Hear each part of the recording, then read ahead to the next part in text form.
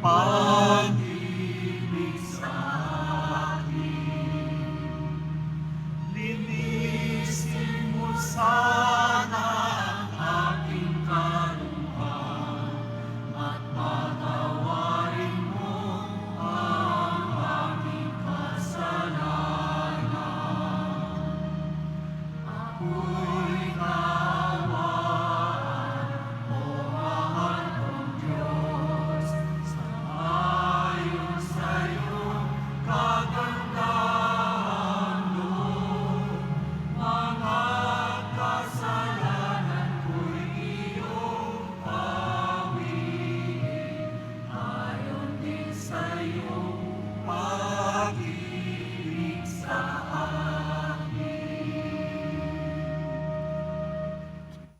Sa ngalan ng Ama at ng Anak at ng Espiritu Santo, Amen. ang pagpapala ng ating Panginoong Hesu Kristo, ang pag-ibig ng Diyos Ama, at ang pakikipag-kaisa ng Espiritu Santo, naway sumainyong lahat. At sumaiyo rin. Mga kapatid, tinipon tayo bilang mga kaanib ng angkan ng Diyos, kaya dumulog tayo sa maawaing Panginoong napapatawad ng lubos. Sinugong tagapagpagaling sa mga nagsisisi, Panginoon, kaawaan mo kami. Panginoon, kaawaan mo kami. Dumating na tagapag-anyayang mga makasalanan ay magsisi, Kristo, kaawaan mo kami. Kristo, kaawaan mo kami. Nakaluklok ka sa kanan ng Diyos Ama para ipamagitan kami. Panginoon, kaawaan mo kami. Panginoon, kaawaan mo kami. Kaawaan tayo na makapangyarihang Diyos, patawarin tayo sa ating mga kasalanan at patnubayan tayo sa buhay na walang hanggan. Amen. Manalangin tayo. Ama naming makapangyarihan, sa kadalisayang dulot ngayon ng kusang loob na pagpapakasakit, pasapitin mo kami ng may wagas sa kalooban sa pagdiriwang ng dakilang Pasko ng pagkabuhay sa pamamagitan ni Hesu Kristo kasama ng Espiritu Santo magpasawalang hanggan. Amen. Magsiupo ang lahat. Pagbasa mula sa aklat ng Henesis. Mas mahal ni Israel si Jose kaysa ibang mga anak, sapagkat matanda na siya nang ito'y isinilang. Iginawa niya ito ng damit na mahaba at may manggas. Dinamdam ito ng kanyang mga kapatid at ayaw nilang pakisamahang mabuti si Jose. Nasa Siquem ang mga kapatid ni Jose at doon inaalagaan ang kawan ng kanilang ama. Sinabi ni Israel, "Gumaya ka at sumunod sa iyong mga kapatid." Sumunod si Jose, na natagpuan ang mga kapatid sa dutan. Malayo pa siya'y natanaw na ng mga ito. Nagkaisa silang patayin siya. Sinabi nila, "Ayan na ang mapanaginipin, patayin natin at ihulog sa balon, at sabihing sinila ng mabangis na hayop. Tingnan natin kung ano ang mangyayari sa kanyang mga panaginip." Narinig ito ni Ruben at binalak na iligtas si Jose. Sabi niya, Wag nating patayin. Wag natin siyang pagbuhatan ng kamay. Ihulog na lamang natin sa balon. Sinabi niya ito sapagkat ang balak niya ay iligtas ang kapatid. Paglapit ni Jose, hinubdan nila ito at inihulog sa isang tuyong balon. Habang sila'y kumakain, may natanaw silang pangkat ng mga Israelitang mula sa Galaad. Ang kanilang mga kamelyo ay may kargang mga gagawing pabango na dadalhin sa Ehipto. Sinabi ni Juda sa kanyang mga kapatid, "Wala tayong mapapala kung patayin natin ang ating kapatid. Mabuti pa'y ipagbili na lamang natin siya sa mga Israelita kaysa ating saktan. Siya'y kapatid din natin, laman ng ating laman, at dugo ng ating dugo, at sila'y nagkasundo. Nang malapit na ang mga mangangalakal, inihaon nila si Jose at ipinagbili sa halagang 20 pirasong pilak. At si Jose dinala ng mga Israelita sa Ehipto." Ang salita ng Diyos. Salamat sa Diyos.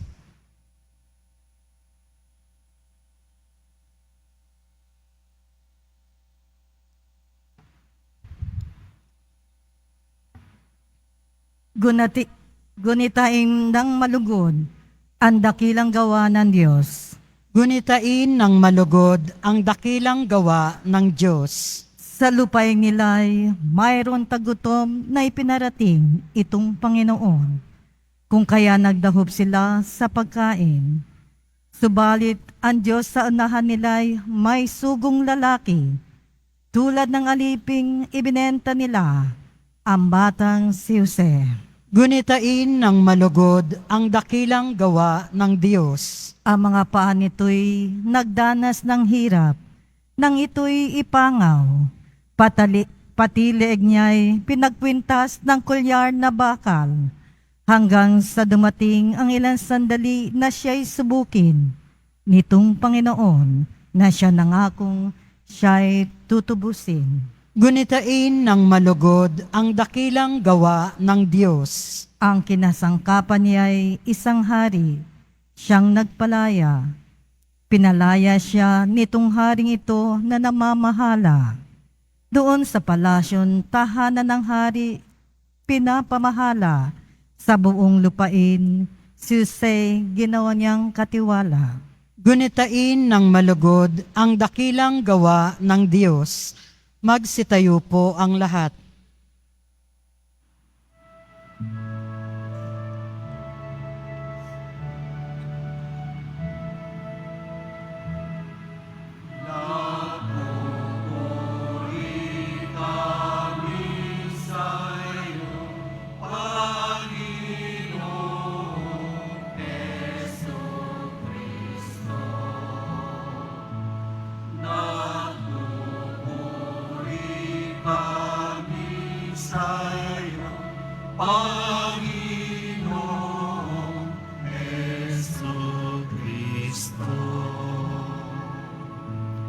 Pag-ibig sa sanlibutan ng Diyos ay gayo na lamang, Kanyang anak ibinigay upang mamuhay kailanman ang anak na na tunay. Nagpupuri kami sa'yo, Panginoong Jesucristo.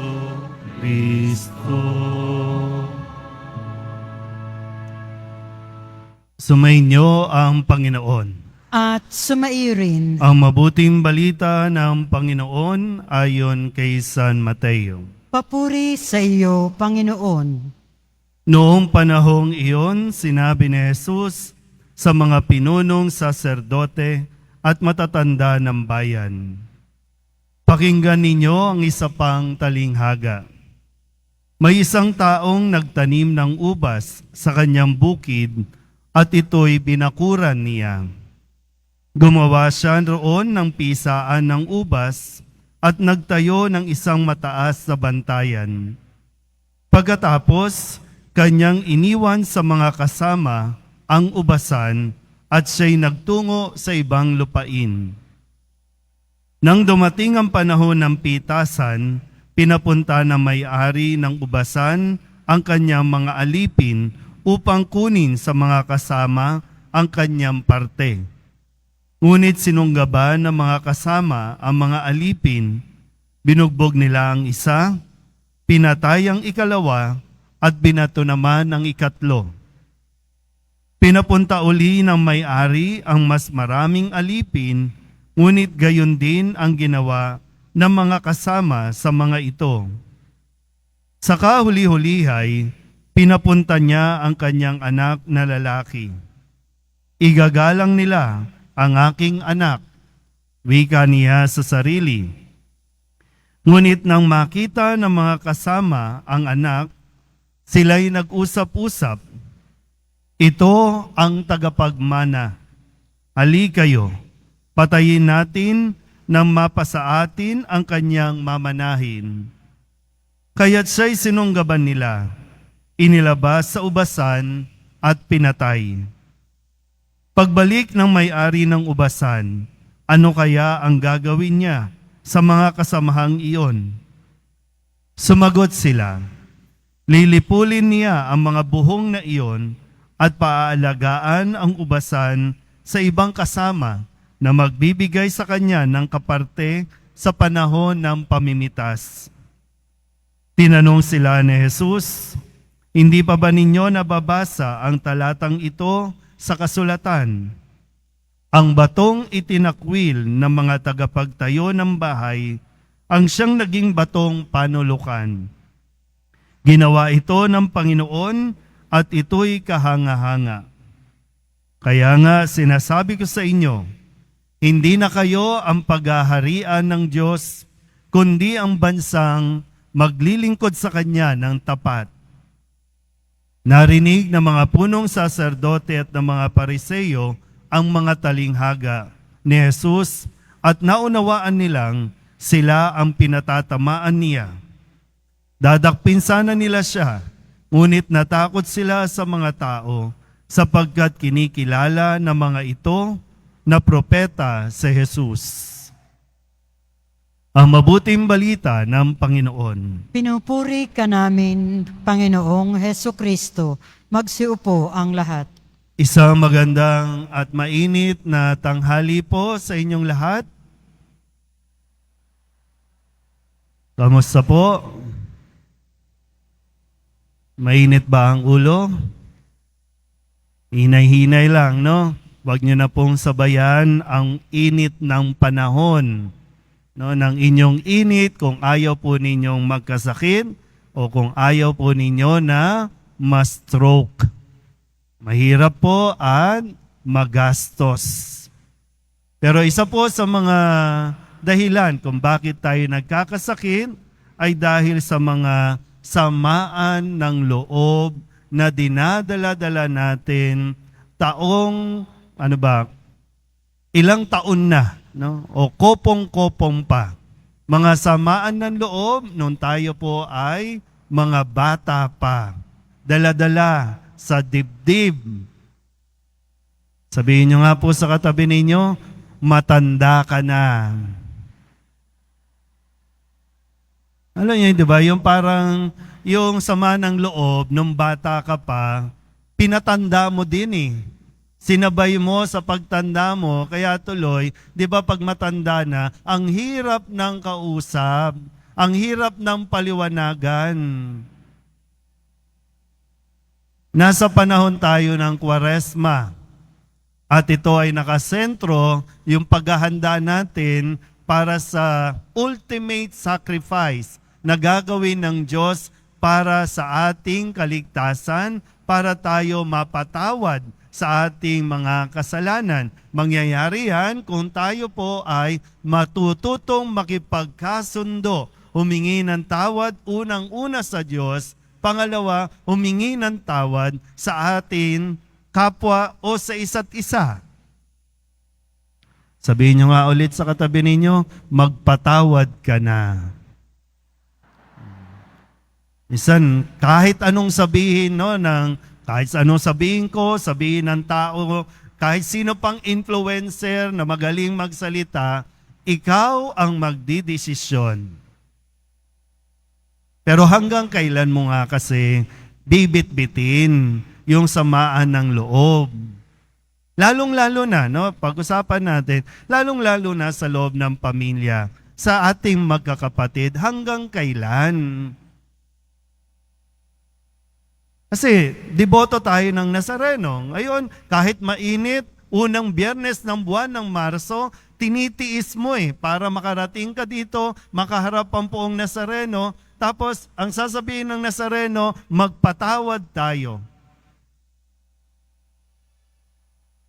Pero gumagawa ba tayo ng effort o kinakalimutan lang natin yung mga taong yon, pero nandoon ang sama ng loob?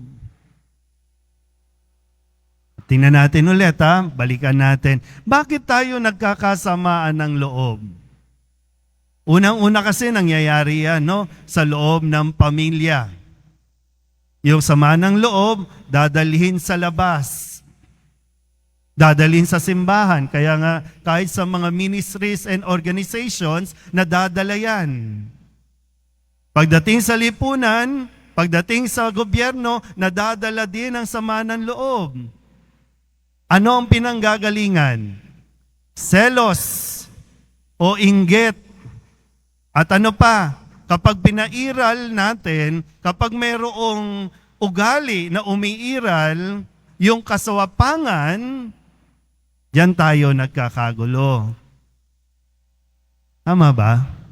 Yan yung samaan ng loob natin Di ba? Kaya nga pag nagre-reunion, di ba, nauungkat yung mga damdamin at sa loob-loob mo, ito yung kapatid kong swapang Ito yung kamag-anak kong sakim Tama ba?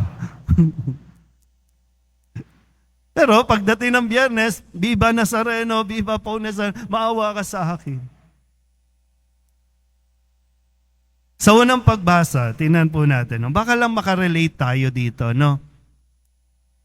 Sabi kasi dito, kailangan kasi natin na iniintindi natin, inuunawa natin, kasi baka yung samaan ng loob natin, ito rin yung pinanggalingan na parang baka mababaw na. Pero dahil nga tumanda ka, pinatanda mo ito, mababaw lang siya, pero ang lalim na ng pinaghugutan. Sabi dito, ipinanganak ni Israel, si Jose, naging malapit si Israel o si Jacob kay Jose. Ipinanganak kasi siya sa katandaan. So ibig sabihin, yung iba pang mga kapatid, yung 11 o 10 niyang mga kapatid, nasa tamang edad na, malalaki na. Pero nung ipinanganak si Jose, naging para sa mga paningin ng kanyang mga kapatid, favorite. Sino bang mga naging favorite dito? Ay, di kawawa naman kayo lahat. Feeling nyo kayo yung api. Feeling ninyo kayo yung kawawa. Kasi yung mga wala dito, sila yung favorite. Sila lagi yung may bagong damit. Sila lagi yung mayroong bagong sapatos. Sila lahat yung masasarap na pagkain. Paano naman ako? Kaya ano nangyari? Dahil pakiramdam ng ibang kapatid, favorite siya kasi ginawan pa siya ng magandang damit. Anong binalak nung 10? Patayin natin ang ating mapanaginipin na kapatid. Tingnan natin kung saan siya dadalhin yan. Pero maganda rin mapagnilayan, tingnan mo rin saan tayo dinala ng ating selos at inggit sa ating kapatid. Pwedeng hindi lang yung kadugo, pwedeng kaopisina, kaibigan, saan ka dinadala ng inggit na yan? Nagngingit-ngit ka na Sa mga magulang dito ngayon, siguro maintindihan nyo rin na kilala ninyo ang inyong mga anak. Kilala ninyo kung sino ang matatag, sino ang independent, sino ang mahina, sino ang kailangan ng suporta, sino ang kailangan ng alalay. Sa mga medyo nagseselos dito, kasi feeling mo lang hindi ka espesyal. Feeling mo lang hindi ka pinapansin. Baka lang po makatulong na hindi dahil sa hindi ka mahal, hindi dahil sa hindi ka favorite. Baka alam ng iyong magulang na malakas ka. Kaya mo eh. Kahit ikaw lang mag-isa, kaya mo. Kaso itong isa mong kapatid, mahina eh, lalampalampa. Medyo mahina ang pick up. Kaya lang, siyempre, yung bugso ng damdamin, puro na lang siya, puro na lang sila. Paano naman ako? Medyo lumiit yung pangunawa natin kasi nga natabunan o natatabunan ng selos at pagkainggit. Sabihin nyo nga ulit sa katabi ninyo, huwag ka nang magselos. Tandaan nyo ulit ha, hindi sa hindi ka mahal, mahal ka ng magulang mo. Kaya lang kasi baka yung hanggang ngayon, nagalit ka sa magulang mo kasi parang hindi ka mahal. Mahal ka. Kaya lang sa kanila, kaya mo kasi. Malakas ka.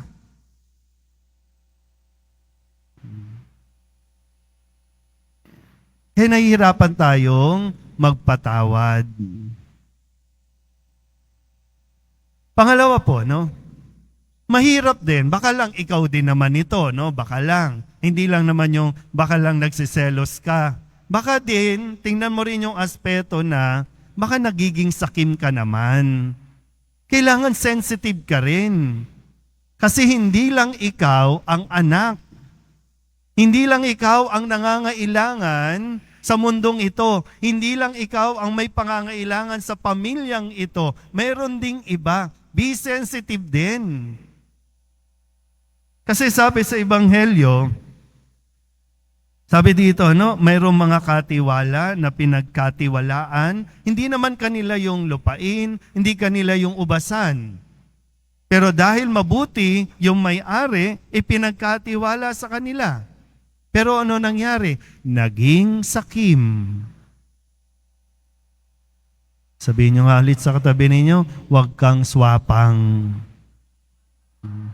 Kasi yun talaga yung magandang salita, no? Tagalog, no? Para mas manood talaga sa atin. Baka nagiging swapang tayo yung meron ka na, pero ayaw mong magbigay, ayaw mong magkusa, yung initiative na mag-share, na magbigay, yung bang meron ka na, pwede ka namang tumanggi na iba naman, sa kanila naman. Hindi ibig sabihin ibinigay sa iyo, iyon na aangkinin mo. Po pwedeng ibinigay sa iyo, may karapatan kang ibigay kung kanino mo gusto. Diba yung, porque, halimbawa po, no, binigyan ka ng bagong t-shirt, no, ng magulang mo. Baka tinuturuan ka din ng mga laga at maging concern sa iba na hindi porket nasa iyo, di ba, ibigay mo din sa kapatid mo, magkusa ka. Kasi hanggang ngayon, yan yung dahilan, di ba? Bakit di kayo nag-uusap, di kayo nagpapansinan? Pag siya bago, pag ako pinaglumaan, pag siya fried chicken, pag ako itlog lang. Parang nung ikaw, naglalakad ka lang, papasok sa eskwelahan. Eto, inihahatid pa, may motor. Bakit? May motor ba nung panahon mo? Pero naikukumpara eh. Diyan nga lang, no? Samaan ng loob, dala-dala hanggang ngayon. Saan tayo dinadala nga? Nagiging masaya ba tayo? Pagka minsan motivated tayo, no? Bakit gusto mo mag-abroad? Bakit gusto mong yumaman? Kasi yung motivation mo, gusto mong ipamukha sa kanila na kaya kahit na yumaman ka na, maayos ang buhay mo, hindi ka pa rin nagiging masaya. Kasi hindi pa nagre-reconcile, hindi pa nagkakaayos. Lalayo ka lang, iiwasan mo lang, pero hindi mo kinakalimutan yung sama ng loob na dala-dala mo. Yung bang minsan po, no? Sa pagkain, di ba, no? Gusto mo yung, ano ba yung favorite yung part sa isda? Buntot? Katawan? No? Ha? Tiyan. No, tiyan. Sino bang sumama ang loob dahil dyan? Yung gusto mo yung tiyan, ibinigay sa iba yung tiyan, sa'yo napunta yung ulo. Tapos, kalaunan, mas masarap pala yung ulo. Di ba, no? Mas masarap pala yung ulo.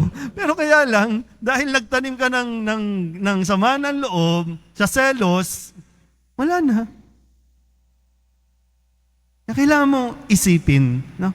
At kapag binalikan mo, lawakan mo ang iyong pangunawa. Na masasabi mong, ay, o nga, no? Medyo mababaw pala, no? At kapag pumasok ka na sa ganyang proseso, diyan magiging madali yung magpatawad. Yung tanggapin. Ay. Nazareno, sana po biyayaan niyo ko, no? Biniyayaan ka naman. Pero ano nangyari? Bakit? Ang hangad kasi maging mabuting tao tayo, lalong-lalo na sa pamilya. Pero nung binayayaan ka, bakit parang mas naging pangit yung ugali mo? Mas naging makasarili ka, naging swapang ka. Pero mabait pa rin ang Diyos. No? Napakabait ng Diyos sa atin. Kahit na medyo yung ugali natin nagiging pangit, malayo sa mga utos at aral ng Poong Nazareno, pinagtsatsagaan tayo at inuunawa niya. Naintindihan niya kung bakit medyo kuripot ka, kung bakit hirap kang magbigay. Naintindihan niya. Kasi yung pinanggagalingan mo, no, dati walang-wala ka, dati walang nagbibigay sa iyo, dati laging tira-tira, surplus, dati lagi, kaya ngayon, di ba, bago ng bago, pag may lumabas lang na uso, bibilin mo, kahit gaano kamahalang sapatos, kahit gaano kamahalang damit, bibilin mo kasi masarap sa pakiramdam. Naintindihan ka ng Nazareno. Pero hindi ibig sabihin, kukonsintihin niya na at hahayaan niya na mabuhay ka na dyan. Wag. Kasi hindi yan yung talagang magpapaligaya sa atin. Tandaan niyo po ito, no? Kapag naging bukas tayo sa pagpapatawad, kapag naging bukas tayo sa paghingi ng tawad, doon mo talaga mararanasan, mararamdaman yung kaligayahan na dapat mong matagal nang naramdaman. Sabihin niyo nga ulit sa katabi ninyo, mahal ka ng Nazareno. Sana po sapat na iyon at maging sapat yon para tayo po ay matutong magpaubaya, no? At matutong harapin na ang kasalukuyan ng mayroong pagpapatawad. Amen?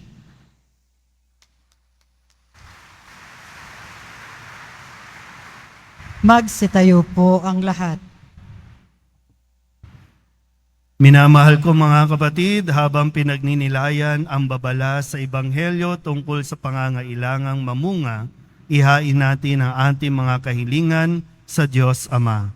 Ang ating pong itutugon, Panginoon ng Ubasan, pagpalain mo ang aming mga buhay. Panginoon ng Ubasan, pagpalain mo ang aming mga buhay. Ang Santo Papa, naway makatanggap ng liwanag, lakas, at tulong sa kanyang pag-akay sa simbahan. Sa mga panahong ito ng kahirapan, manalangin tayo. Panginoon ng Ubasan, pagpalain mo ang aming mga buhay. Ang ating mga isipan, naway mapuspos ng kapayapaan ng Diyos na naghahatid ng walang hanggang kagalakan at walang katapusang kaligayahan. Manalangin tayo. Panginoon ng Ubasan, pagpalain mo ang aming mga buhay. sa ating mga sariling buhay, naway makapagbigay tayo ng bunga ng pag-ibig, pagpapatawad, katarungan at kapayapaan. Manalangin tayo. Panginoon ng ubasan, pagpalain mo ang aming mga buhay. Ang mga may sakit at nagdurusa, naway hindi panghinaan ng loob sa gitna ng kanilang dinaranas na pagsubok at sa halip ay palakasin ang salita ng Diyos. Manalangin tayo. Panginoon ng ubasan, pagpalain mo ang aming mga buhay. Ama naming nasa langit, nagpapasalamat kami sa iyo para sa iyong tapat na pag-ibig. Idinadalangin namin ito sa pamamagitan ni Kristo na aming Panginoon. Amen. Magsiupo ang lahat.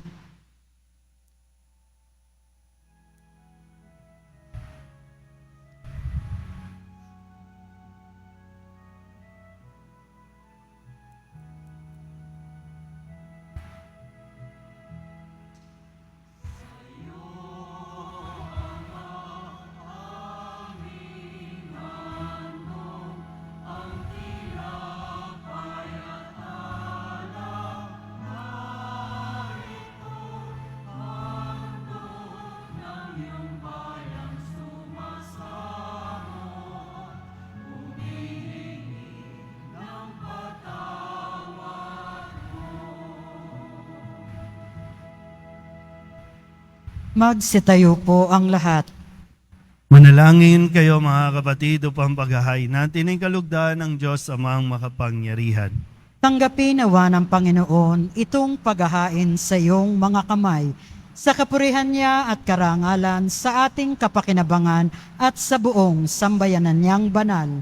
Ama naming lumikha, pangunahan nawa kami ng iyong kagandahang loob sa aming paghahain bilang iyong mga lingkod upang sa matapat na pamumuhay kami maitaguyod sa pamamagitan ni Jesucristo kasama ng Espiritu Santo magpasawalang hanggan. Amen. Sumainyo ang Panginoon. At sumaiyo rin, Itaas sa Diyos ang inyong puso at diwa. itinaas na namin sa Panginoon. Pasalamatan natin ang Panginoong ating Diyos. Marapat na siya ay pasalamatan. Ama naming makapangyarihan, tunay ngang marapat na ikaw ay aming pasalamatan sa pamamagitan ni Jesucristo na aming Panginoon.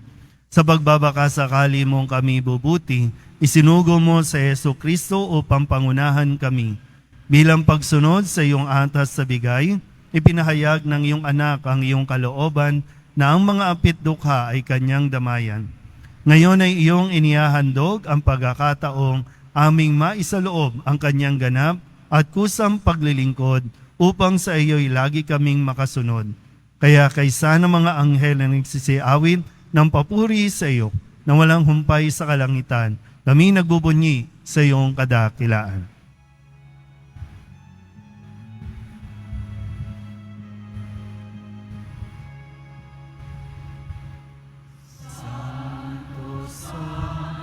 Santo, Panginoon, Diyos na makapangyari, napupuno ang langit at lupa ng kalwalhatian mo. Hosana sa kaitaasan,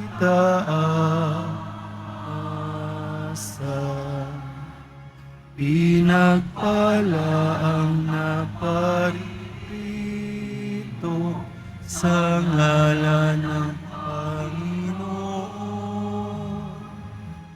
Hosana sa kaitaasan.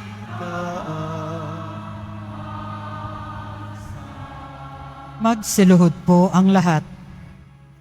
Ama naming banal, ikaw ang bukal ng tanang kabanalan, kaya't sa pamamagitan ng iyong Espiritu, gawin mong banal ang mga kaloob na ito upang para sa aming maging katawan at dugo ng aming Panginoong Jesucristo. Bago niya pinagtiis ang kusang loob na maging handog, inawakan niya ang tinapay, pinasalamatan kaniya, pinaghati-hati niya iyon, iniabot sa kanyang mga alagad at sinabi, Tanggapin ninyong lahat ito at kanin, ito ang aking katawan na ihahandog para sa inyo.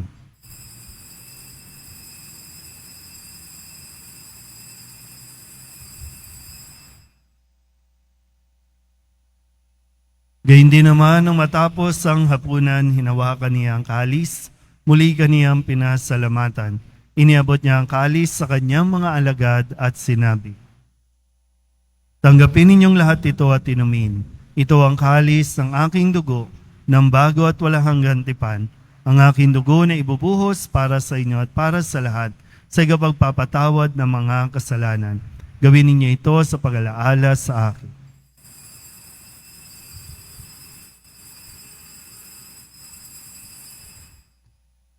Magsitayo po ang lahat. Ipagbunyi natin ang misteryo ng pananampalataya. Si Kristo'y namatay, si Kristo'y nabuhay, si Kristo'y babalik sa wakas ng panahon. Ama, ginagawa namin ngayon ang pag-alaala sa pagkamatay at muling pagkabuhay ng iyong anak, kaya tiniaalay namin sa iyo ang tinapay na nagbibigay buhay at ang kalis na nagkakaloob ng kaligtasan. Kami napapasalamat dahil kami iyong minarapat na tumayo sa harap mo para maglingkod sa iyo. Isinasamo namin kami magsasalo-salo sa katawan at dugo ni Kristo ay mabuklod sa pagkakaisa sa pamamagitan ng Espiritu Santo. Ama, lingapin mo ang iyong simbahang laganap sa buong daigdig. Puspusin mo kami sa pag-ibig kaysa ni Francisco na aming Papa at ni Jose na aming Obispo at ng Tanang Kaparian. Alalahanin mo rin ang mga kapatid naming nahimlay na may pag-asang sila'y muling mabubuhay, gayon din ang lahat ng mga pumanaw. Kawaan mo sila at patuloyin sa iyong kaliwanagan. Kawaan mo at pagindapating kaming lahat na makasalo sa iyong buhay na walang wakas. Kaysa ng mahal ng Birhen Maria na ina ng Diyos, ng kabiyak ng puso niyang sa San Jose, kaysa ng mga apostol at ng lahat ng mga banal na namuhay dito sa daigdig ng kalugod-lugod sa iyo, may pagdiwang nawa namin ang papupuri sa ikararangal mo sa pamamagitan ng iyong anak na aming Panginoong Hesu Kristo. Sa pamamagitan ni Kristo, kasama niya at sa Kanya, ang lahat ng parangal at papuri ay sa iyo, Diyos amang makapangyarihan, kasama ng Espiritu Santo, magpasawalang hanggan.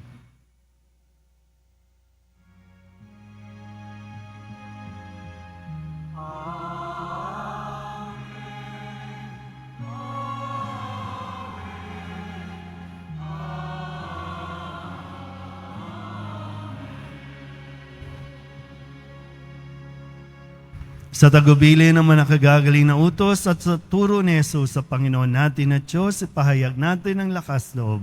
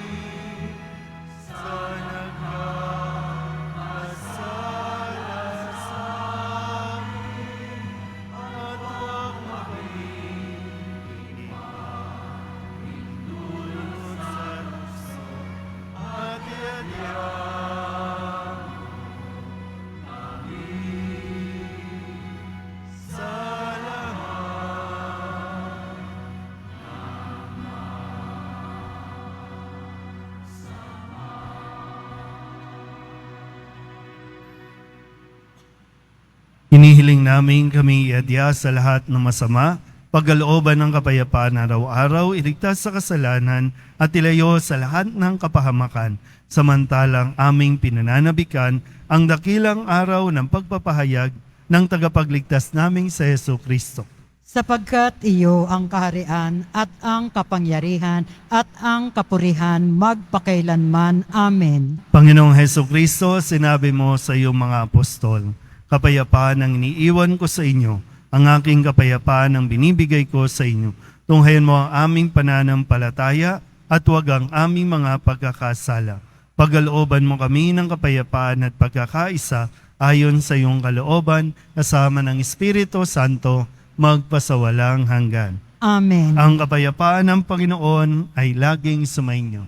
At sumaiyo rin. Magbigayan po tayo ng kapayapaan sa isa't isa.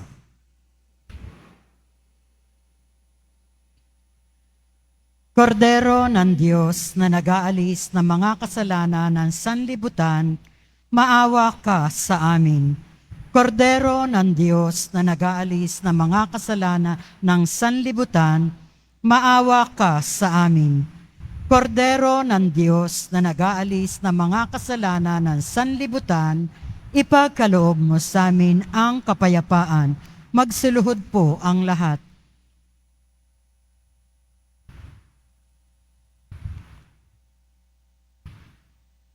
Ito ang kordero ng Diyos.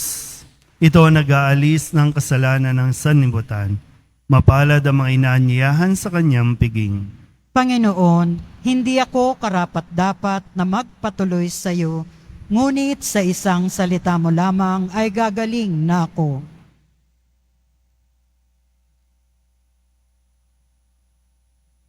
Katawan ni Kristo, Amen.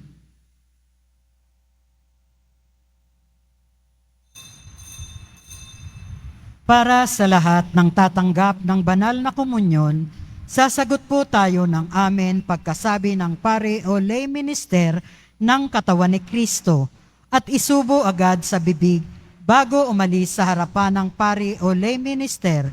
Sumunod po tayo. Maraming salamat po.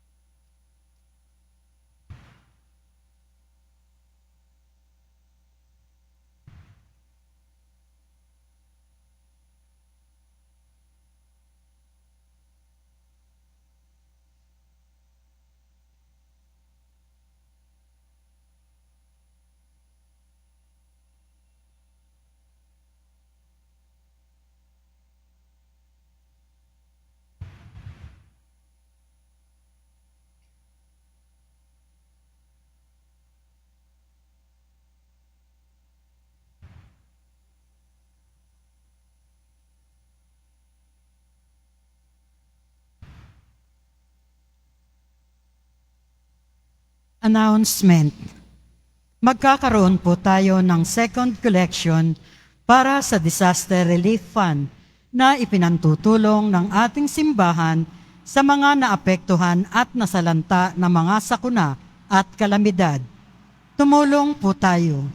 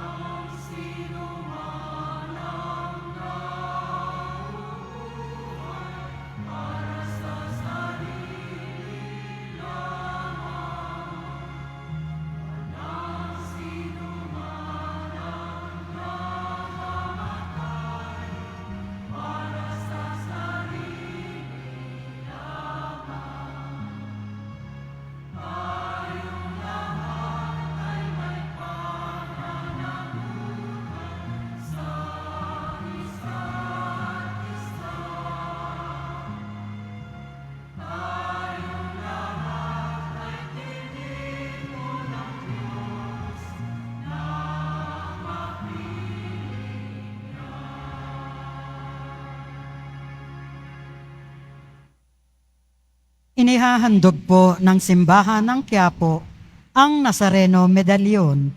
Ito po ay nagkakahalaga ng 20 pesos at mabibili sa ating Paris Finance Office. Ang Nazareno Medallion tuwing Biyernes at Linggo ay mabibili na rin po sa booth o tent sa may BPI Quezon Boulevard at sa Benedict Building, ground floor, Evangelista Street, mula alas 7 ng umaga hanggang alas 6 ng gabi. Mabibili pa rin po ang ating official na imahen ni Jesus Nazareno. Ang large size ay nagkakahalaga ng 2,500 pesos. Ang medium size ay 1,000 pesos at ang small size ay 600 pesos. Ang mga ito po ay mabibili lamang sa ating Paris Finance Office. Ang mga oras po ng ating Finance Office tuwing Lunes hanggang Huwebes at Sabado ay alas 8 ng umaga hanggang alas 6 hanggang alas 4:45 ng hapon. Tuwing Biyernes at Linggo ay alas 7 ng umaga hanggang alas 6:45 ng gabi. Ang malilipon po na pondo ay gagamitin sa pagpasaayos ng ating Adoration Chapel at Baptistry. Maraming salamat po.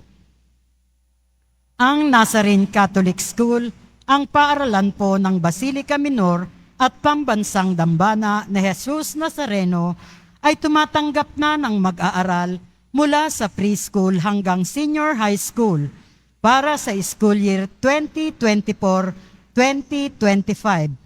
Sa mga mag-aaral na papasok para sa grade 1 at grade 7, ang paaralan po ay magbibigay ng libreng mga libro sa darating na pasukan para sa taong 2024-2025. Mayroon din pong academic discount sa mga mag-aaral na kabilang sa top 10 na papasok ng grade 1 at grade 7. Mayroon din pong matatanggap na 13,000 ESC subsidy ang mga grade 7 na patuloy na matatanggap hanggang sa sila ay makarating ng grade 10. Bukod pa dito, ang lahat ng mag-aaral ay papasok bilang grade 11 mula sa public school ay maaari pong mag-enroll ng libre at wala nang babayaran hanggang sa siya ay matapos ng senior high school. Para sa karagdagang informasyon, maaari kayong mag-message sa Nazarene Catholic School Facebook page para sa iba pang tulong pang-edukasyon, pinansyal, deskwento at scholarship. Maaari niyong tawagan ang mga sumusunod na numero: 8733-9929 o 8244-5609 at 0966-211-2152. Pagkatapos ng misa, wiwisikan po ang lahat ng banal na tubig. Pinakikiusapan ang lahat na manatili lamang muna sa inyong mga lugar. Tanging sa Quezon Boulevard o Plaza San Juan lamang ang labasan ng lahat. Sumunod po tayo. Maraming salamat po sa inyong pagdalaw at pagsisimba sa Basilica Minor at Pambansang Dambana ni Jesus Nazareno. Magsitayo po ang lahat. Manalangin tayo.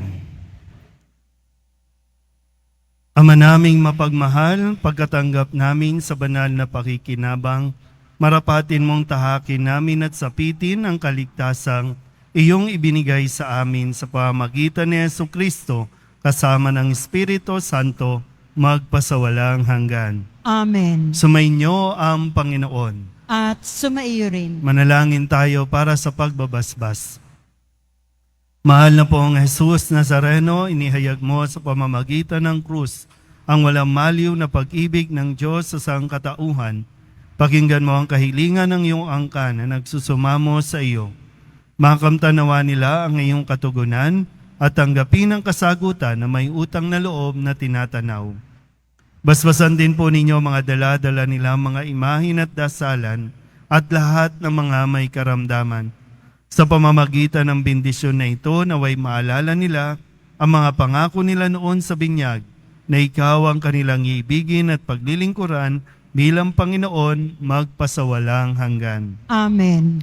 At pagpalain kayo ng makapangyarihang Diyos, Ama at Anak at Espiritu Santo. Amen. Tapos sa ang banal na misa, humayo tayo sa kapayapaan ng poong Jesus Nazaren. Salamat sa Diyos.